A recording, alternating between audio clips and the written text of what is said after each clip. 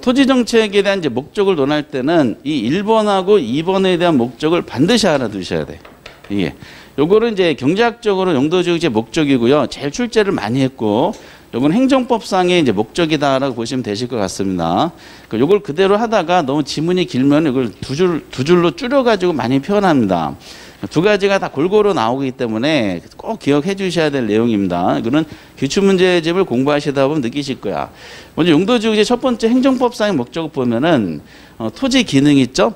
토지 기능을 토지용 계획에 이렇게 나와요. 그럼 토지용 계획이잖아. 정부가 세우겠죠. 그럼 토지용 계획은 법적 구속력이 있을까 없을까? 그렇죠. 정확하게 하시는데 이 계획 자체는요. 법적 구속력이 없어요. 정부가 토지를 이렇게 하겠다, 이용하겠다는 계획을 세워요.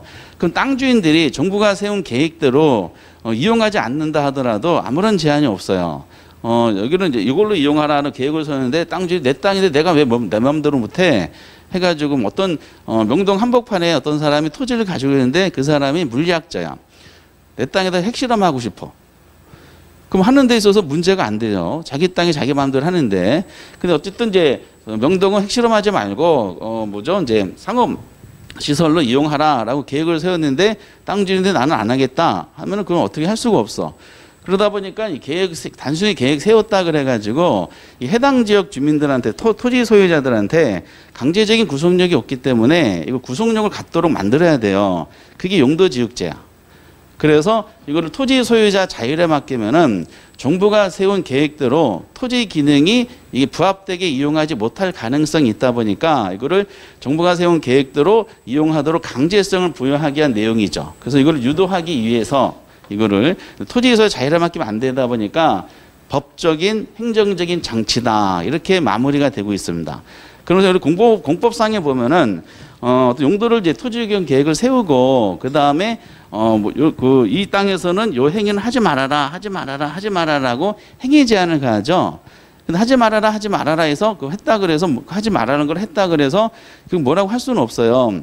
근데 그걸 하지 못하게 하는데 부담을 느끼게 만드는 조치를 취하죠. 그래서 공법 체계던 제1조가 이 법을 제정한 목적이 쭉 나오잖아. 목적 쭉 읽다 보면은 마지막이 국민경제발전에 이바지한다는 식으로 마무리가 되는 게 보통이고요. 제2조는 이 법에서 쓰는 용어들에 대한 해석이 쭉 나오고 그리고 중간에 내용이 나오고 마지막이 뭐죠? 중간에 내용 하지 말라는 거 어겼을 때 벌칙 조항이 나오죠. 벌칙을 통해서 몇 조를 하지 않았을 때 뭐 징역 100년, 벌금 10조 막 이런 게 때리는 게 있잖아요. 그 벌칙 조항이 뭐다? 강제성을 부여하는 거야.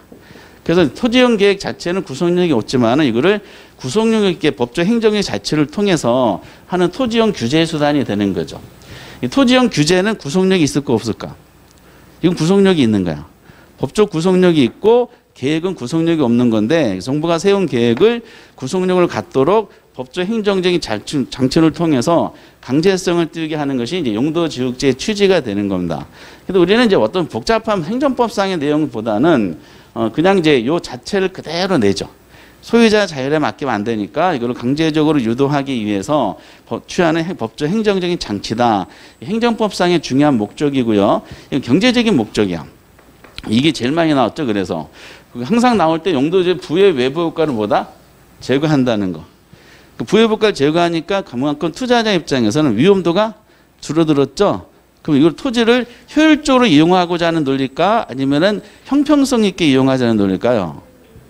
여기 나왔죠. 그래서 토지를 효율적이고 경제적이고 합리적으로 이용하기 위한 토지 이용 규제다라고 하는 거죠.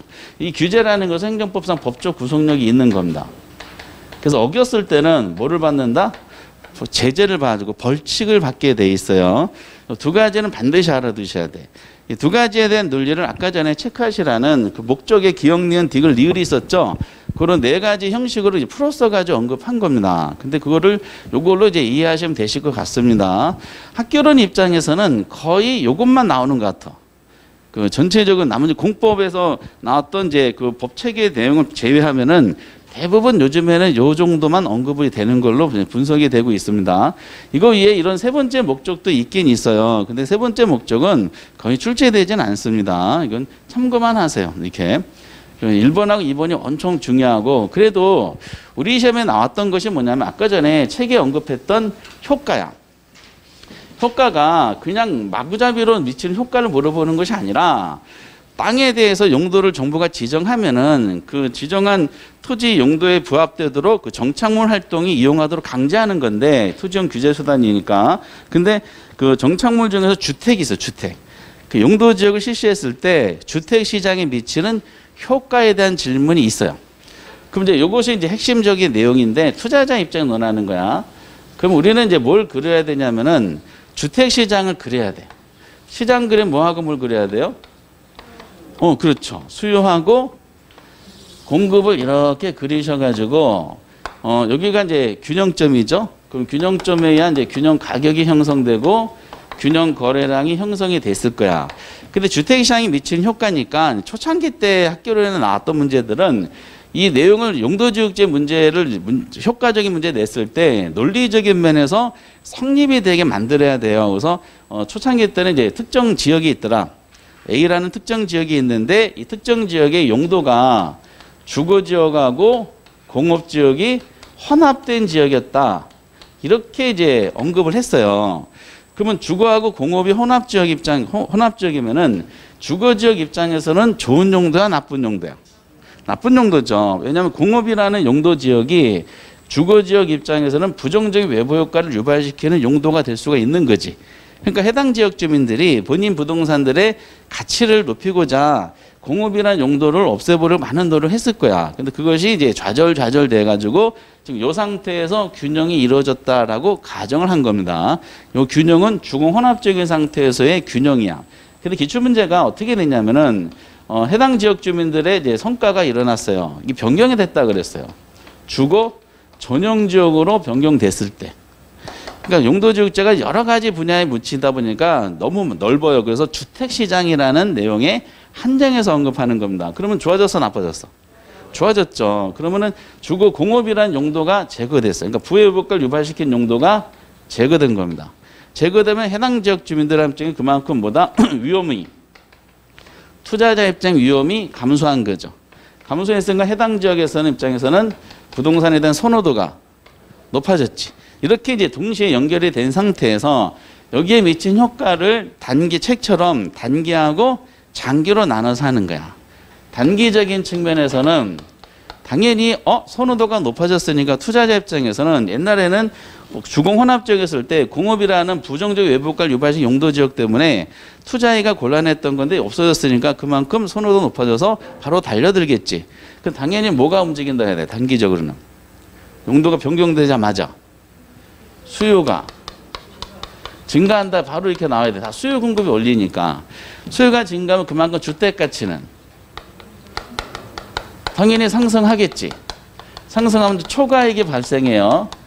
이 초과이익은 누가 가져간다는 뜻이야? 기존의 부동산 소유자가 가져간다는 뜻이에요. 그러니까 기존의 부동산 소유자가 이 용도 변경에 따른 혜택을 누린다는 거예요. 이걸 책에서는 이제 사전적 독점자다라고 표현한 겁니다. 단순한 요 논리예요. 그냥 표현할 필요 없고 기존의 부동산 소유자. 상식적으로도 주거혼합지역에서 해당 지역에 30평짜리 주택을 가졌던 분들이 가격이 만약에 1억이었더라. 그 용도가 갑자기 하루아침에 눈 떠보니까 변경이 됐어. 그러니까 엄청난 선호도가 높아서 사람들 막 살려고 달려든다는 논리죠. 그럼 수요가 늘어났어요. 그 곡선이 움직여야 되지. 얘가 어느 쪽 움직여? 우측으로 움직여야 되지. 왜 우측으로 움직여야 돼요? 여기서 말하는 수요 증가는 수요량의 변화야, 수요의 변화야? 수요의 변화죠. 왜냐? 가격이 변한 것이 아니라 뭐다? 가격 이외 요소가 변한 거잖아. 정부의 규제 완화라는 가격 이외 요소이기 때문에 곡선 자체가 이동해서 나타나야 되죠. 그래서 수요가 이렇게 증가하면 우측으로 이렇게 이동해요. 우측에 새로운 가격이 형성되지. 가격이 올라갔잖아. 얼마로 올라갔을 거야? 30평짜리 주택 1억짜리가. 한 1조 정도 돼야지. 1조. 그 정도 돼야지 올라갔다고 느낌이 드는 거죠. 1조. 그러니까 아침에 눈 떠보니까 전화가 핸드폰 문자가 200만 통이 와 있죠. 당신 주택 팔아라 해가지고. 그러니까 이제 안 받는 과정中점점 가격이 올라가서 1조가 돼버린 거야. 빗금친 부분이 이제 초과 이익이 되고요. 그러면 이제 구체적으로 이따가 주택 정책할 때 나오지만은 이거를 기존에 그러니까 땅 부동산 소유자들이 가져가게 되는 겁니다. 그러다 보니까 이 지역에 어떤 일이 발생해 하루아침에 기존 용도 상태에서는 공급이 이만큼이었었죠. 근데 수요가 늘어났으니까 수요는 이만큼 늘어났죠. 기존 가격 수준에서. 그럼 결국 기존에서는 이제 수요가 공급보다 많죠. 이 상황을 우리가 뭐라 그래요? 초과 수요가 나타났지. 초과 수요가 나타나면 가격이 올라가요? 아니면 올라가요? 올라가지. 수요가 더 많은 거니까. 그래서 여기까지 이렇게 올라가는 겁니다. 그 해당 지역에서는 결국 주택이 지금 부족한 상태죠. 그러니까 건설회사들이 이 지금 투자 가치가 있겠어 없겠어? 이 지역에는 있겠죠. 주택은 부족한 상황이구나. 수요가 많아서 가치가 많이 높아진 상황이구나. 건설회사들이 여기에 진입에 대한 생각을 할 수밖에 없어요. 그래서 가동률을 높인다는 표현을 씁니다. 이거 공급을 이제 늘려야 돼. 여기가 이제 장기적인 측면이야. 다 수요와 공급이 원리예요. 이 공급이 늘어나는데 이때 공급은 다만 신규 공급이에요? 아니면 기존은 주택 공급이야? 신규지. 기존에 없었던 거를 다시 새롭게 공급하는 거잖아. 그럼 신규로 공급하려면은 만들어야 되죠. 그럼 기존 주택 공급은 그냥 전화 한 통 하면 되는데 신규 주택 공급 만들어야 돼. 그러면 생산품 만들 때는 생산 요소가 필요해요. 토지, 노동, 자본이 생산 요소가 필요하다 보니까 건설회사들이 그 생산 요소에 대한 구매를 해야 돼. 수요가 이제 증가하게 됩니다. 그럼 생산 요소를 구매하려다 보니까 뭐가 발생하냐? 비용이 발생하는 거죠. 이 비용에 대한 가정이 들어가는 겁니다. 가정이. 그 주택 산업이니까 주택 산업이 비용 일정 산업이라면 이런 문제를 낼 때는 출제원들이 가정을 이미 해줘요. 주택 산업이 비용 일정 산업이라면은 주택 산업이 비용 증가 산업이라면 가정을 해줘요. 책에는 아까 핵심 다짐을 통해서 비용 감소 산업도 언급되는데 비용 감소 산업 시험에 나온 적도 없어요. 경제적인 논리는 감소 산업도 있지만은 우리는 그거 공부할 필요 없습니다. 비용 일정 산업하고 비용 증가 산업이라면 이렇게 논하는 거야. 여기까지가 이제 적어드리면은 우수한 용도로 바뀌었다고 가정하는 거야. 그 말씀드렸던 부의효과가 제거됐기 때문에 상대적으로 위험이 줄어들어서 투자자한테는 이게 건설회사가 될 거야. 기대 수익을 그만큼 늘리다 보니까 해당 지역에 대한 주택 수요가 어떻다? 증가되면서 가치가 상승하고 가치 상승에 따른 혜택은 다 누가 가져간다? 기존의 부동산 소유자가 대박 터진다는 겁니다. 이 단기적인 사건은 시험에 안 나와요. 요즘에는. 그리고 이제 포인트는 장기적 사건을 보셔야 되는데 그럼 기존의 공급자가 초과 획득한다는 정보를 알기 때문에 어떻게 돼요? 새로운 건설회사들이 여기다가 신규 주택을 공급할 생각을 할 수밖에 없겠지. 지금 이제 주택 부족한 상황이니까. 여기서 장기 효과를 공부하셔야 되는데 책에 아까 체크해드린 2번하고 3번 있죠. 요것만 정리하시면 돼. 이게 주택산업 비용 일정산업이라면 항상 장기란 말이 나와. 문제를 낼 때 비용 주택 비용 증가 산업이라면 장기 여기까지는 똑같이 이제 연결이 되죠. 그럼 비용 일정 산업이란 말이 이제 어떤 의미냐라는 겁니다. 이것은 의미가 단기적 수요가 늘어났죠. 그렇죠? 그래서 주택 가치가 상승했잖아. 그럼 가치 상승 공급을 늘발시키잖아요. 그럼 공급을 해야 되는데 생산비가 들어. 생산비가 비용 일정이라는 것은 기존 용도 상태에서의 이 지역의 주택 한 채를 공급할 때 생산비하고 새로운 변경된 용도 상태의 생산비가 똑같다는 뜻이야. 진입에 대한 부담이 없어요. 기존 용도하고 비교했을 때. 그럼 수요가 증가돼서 가치가 상승해서 공급을 늘려야 되는데 수요 증가했다는 가치 상승분만큼 공급을 늘린다는 뜻이야. 이 말은 결국 수요 증가하고 공급 증가가 같다는 논리로 이제 이해하시면 됩니다. 이게. 그러면서 시험에 나오는 것은 이제 이 내용인데 그럼 주택 가치가 기존과 비교해서 어떻게 될까? 옛날 기존 용도 상태에서 주택 가치랑 비교했을 때 그 장기적인 면에서 그 변경된 이후에 주택 가치는 옛날과 비교했을 때 어떻게 되냐 물어보면은 원래보다 상승한다. 원상태랑 똑같다. 원래보다 하락한다. 어떻게 될 것 같아? 주택 가치는 장기적으로 옛날과 똑같을까요? 옛날보다 더 높아지고 옛날보다 낮아질까요? 그렇죠. 그렇게 되는 겁니다. 정확하게 하셨어요. 이제 못 들었는데 옛날과 똑같아요. 변하지 않고요. 주택량은 어떻게 될까요? 옛날과 비교했을 때. 옛날보다는 늘어나지. 이런 시각으로 기억하셔야 되는데 요거를 표를 그려놓고 요 가로치고 문제 내는 것이 아니라 요걸 하나로 묶어가지고 시험에 내는 거지. 그래서 이제 주택산업이 여기 보시다시피 비용 일정 산업이라면 장기적으로 원래의 주택 가치 수준에서, 원래라는 것은 이제 용도가 변경되기 전에 최초의 요 가격을 말합니다. 원래 주택 가치 수준에서 그 지역의 주택량 어떻다?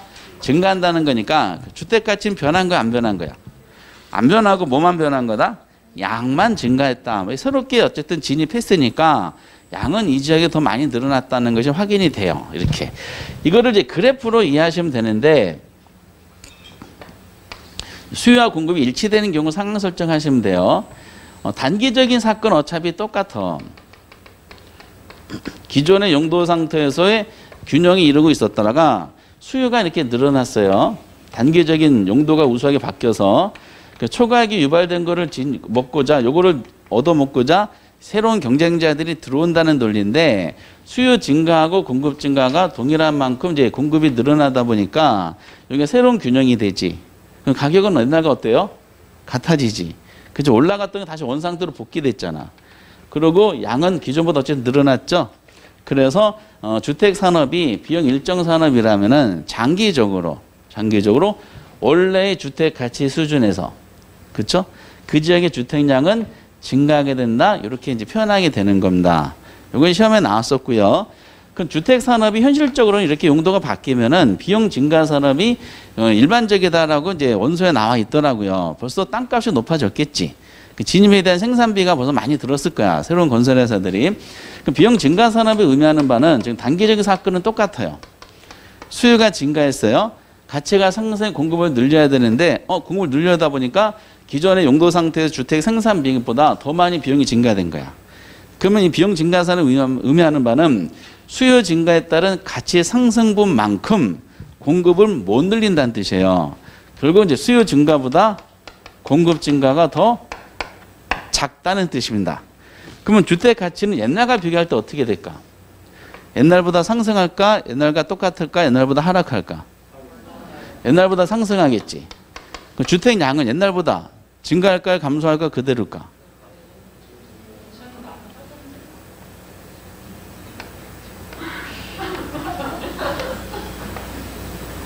증가하겠지.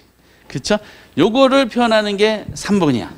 요게 우리가 아까 공법 중심으로 시험 문제 낸다 그랬어요. 용도지역제가. 근데 20회 이후에 정답을 한번 유일하게 여기서 나온 적이 있었어.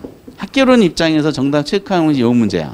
그럼 주택산업이 비용 증가 산업이라면 장기적으로 이렇게 나왔잖아. 장기적으로 원래 주택 가치보다 높은 상태에서 높은 수준이야. 원래보다 가치가 높은 상태에서 그 지역의 주택량은 어떻게 된다? 증가한다는데 증가를 뭘로 냈냐면 감소로 냈었어요. 이게 유일하게 20회 이후에 여기서 용도지역제 학교론 입장에서 문제 정답 체크했던 지문이 되는 거. 어쨌든 다 새로운 게 들어왔기 때문에 양은 무조건 다 늘어나게 돼 있어요. 정도의 차이만 있을 뿐이야. 그래서 이제 똑같은 논리야. 수요와 공급에 의해서 최초의 기존의 용도 상태에서 균형이 이루고 있었는데, 여기가 이제 원래 그 수요 증가가 일으키는 용도 우수하게 바뀐 것이 있어서 초과액을 얻고자 이제 새롭게 양을 그 공급자들이 진입하려다 보니까 생산비가 많이 드는 거야. 그래서 수요 증가에 한 초과액이 이만큼이지만은 진입하는 입장에서 수요 증가의 초과액 중에 상당수가 이 비용 부분으로 이제 상쇄가 돼 버려요. 결국 공급을 유발시키는 초과액은 비용 제한 나머지가 적어지게 돼. 그러다 보니까 수요 증가분보다 이 공급 증가분이 더 적게 늘어나게 됩니다. 여기가 새로운 균형점이야. 그럼 가격은 옛날보다는 어떻게 됐어요? 옛날보다는 올라갔지. 어쨌든 양은 어쨌다? 옛날보다는 늘어났어요. 정도의 차이만 있을 뿐이야. 그래서 주택산업 비용 증가 산업이라면은 장기적인 면에서 원래 주택 가치보다 높은 수준에서 해당 지역의 주택량 어쨌든 증가하게 된다. 이런 건데 이 증가를 감소로 표현하게 됐다라고 알아두시면 되실 것 같아요. 그래서 정리해 봤을 때 그 용도지역제를 학교론 입장에서 해보면은 누가 뭐라 한다 하더라도 출제원이 딱 떠오르는 것은 요 1번하고 2번의 목적이라는 거. 요거 중심으로 무조건 나오고요. 그리고 효과에 대해서 굳이 보실 분들은 이 단계하고 단계는 연결이 되기 때문에 과정에 대한 이해도가 좀 필요하긴 합니다. 그러나 우리는 결과적인 면에서 보시면은 장기적인 효과에 2번하고 3번만 정리해 주시면 돼. 이것도 요즘에는 현실적으로 출제될 가능성 거의 없다고 생각하셔도 될 정도입니다. 말씀드렸던 이유는 공법 내용이 워낙 득세를 부려가지고 그렇습니다. 생각을 별로 안 하시더라고. 그리고 이제 용도지역제가 이제 가지는 여러 가지 문제점이 있어요. 다음 단계를 하기 위한 내용인데 여러 가지 문제점 중에서 특히 신경을 많이 쓰는, 우리 시험에 신경을 많이 쓰는 것은 용도지역과는 무슨 문제다? 형평성 문제야. 책에 있는 것은 일부만 설명됐어요.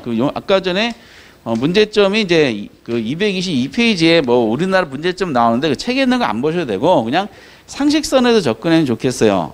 용도지역과 형평성이라는 것은 느낌상 아시지? 그쵸? 농림지역이었어. 어느 지역에서 농림지역이 이렇게 돼 있었습니다. 여기가 갑돌이 땅, 여기 을순이 땅, 농사짓고 있던 땅이죠. 여기가 변경이 된 거지. 도시지역으로. 근데 도시지역 변경인데 요사 갑돌이 땅은 상업적으로 변경됐고 이 사람은 녹지지역으로 변경된 거야. 이 두 사람이 같은 마을에서 자란 친구예요. 50년 지기야. 변경되는 순간에 50년 우정은 깨지게 됩니다. 이렇게. 이 사람은 상업적으로 변경됐어. 다 농사졌던 거예요. 차가 바뀌지. 이 사람도 차가 바뀌지. 달구지로. 이런 식으로 해가지고. 그래서 이게 이제 그러면 상업적으로 지정받은 토지 소유자하고 녹지로 지정받은 토지 소유자 간에 그 자원의 배분이라든지 자본의 배분 이런 문제들이 심각하게 나타나죠. 이거 우리가 뭐라 그런다? 용도지역 간의 형평성 문제다 그럽니다. 그러니까 우수한 정도로 지정받은 토지 소유자들이 부여받는 가치와 열등하다기보다는 선호하지 않는 용도를 지정받은 이제 토지 소유자들의 이제 가치, 요거는 엄청난 차이가 날 수밖에 없죠. 그래서 이걸 형평성 문제다라는 겁니다. 이건 굳이 뭐 토지뿐만 사람도 그렇죠. 태어났더니 아버지가 만수르야. 태어났더니 아빠가 김덕기야. 이런 형평성이 이렇게 그러한 내용입니다. 그래서 이건 상식선에서 그냥 이런 것이 있구나라고 알고만 보시면 되고, 근데 이런 심각한 형평성이 있다 그래서 용도지역제를 없앨 수는 없다 그러더라고요. 옛날에 어떤 이제 법학 교수님이 20세기에 인간이 발명해낸 100대 상품 중에 하나가 용도지역제다라고 하더라고요. 그래서 그러다 보니까 이제 용도주의 가지고 있는 문제점이 있다 하더라도 이 문제점이 그 장점을 상쇄시킬 수는 없다라고 표현합니다. 그러면 이제 장점을 가지고 용도주의 유지하면서 그 단점을 보완하는 형식으로 제도적인 이제 발전이 개편이 일어나야 되지 않느냐 이런 식으로 이제 하게 됩니다. 근데 형평성 문제와 관련돼서 우리 시험에서 직접적으로 건드리는 제도가 개발권 양도제도야. 양도제도는 용도지역 간의 형평성 문제를 뭐 한다? 보완해주는 역할을 하게 돼요. 그래서 자연스럽게 두 번째 목차인 양도제도를 이렇게 넘어가게 된다라고 이제 생각이 좀 되실 것 같습니다. 이렇게. 그래서 우리 책도 흐름이 모든 수험서 비슷하게 되어 있는데 223페이지 그래서 뭐가 나왔다? 개발권 양도제도가 나온 거야. 그럼 양도제도 들어가기 전에 먼저 건드려야 될 내용이 이것도 국토계획법에 나오는 건데요. 의외로 토지 적성평가 제도라는 것이 우리 시험에서 한 3번 정도가 나왔던 것 같아요. 물론 단독이 아니라 지문으로. 토지 적성평가 제도 들어보신 적 있으세요? 앞으로 들어보실 거야. 우리 책에는 토지 적성평가 제도가 여러 번 언급하다 보니까 박무각 책에서는 227페이지에 그 설명은 되어 있어요. 개념 있죠? 의의가 있고 적성평가 결과의 활용 범위가 나왔는데 개념만 보시면 돼. 개념. 밑에 이 의의하고 활용 범위 이건 안 보셔도 전혀 관계가 없어요. 그냥 개념만 보시면 돼요. 지문 하나짜리니까. 토지 적성평가 제도는 그 개념을 정리해 드리는 것이 이거예요. 토지 적성평가 제도는 우리가 땅에 대한 용도를 지정해야 돼요. 용도를 지정하는데 개발할 용도하고 보존할 용도가 있잖아. 그렇죠? 이 땅을 무슨 어떤 용도로 지정할 것인가? 즉 개발과 보존이라는 두 가지 경합이 발생했을 때 이를 합리적으로 조정하는 제도. 이렇게 정리만 하시면 돼. 이게 무슨 제도다? 토지 적성평가 제도다라는 거죠. 이것도 우리가 학창 시절 때 문과냐 이과냐 적성 평가하는 거랑 똑같습니다. 저 인간이 저 문과 기질이냐 아니면은 이과 기질이냐라고 하는 거랑 같은. 토지도 마찬가지야. 개발할 땅이냐 보존할 땅이냐. 물론 땅 주인 입장에서는 뭐를 원할까요? 개발을 원하지만은 그 주인 입장이고 정부 입장에서는 그렇지 않을 수도 있다라고 판단하는 겁니다. 그래서 이제 요거 딱 기억하시고 의외로 이게 출제하더라고요. 토지 적성 평가 제도.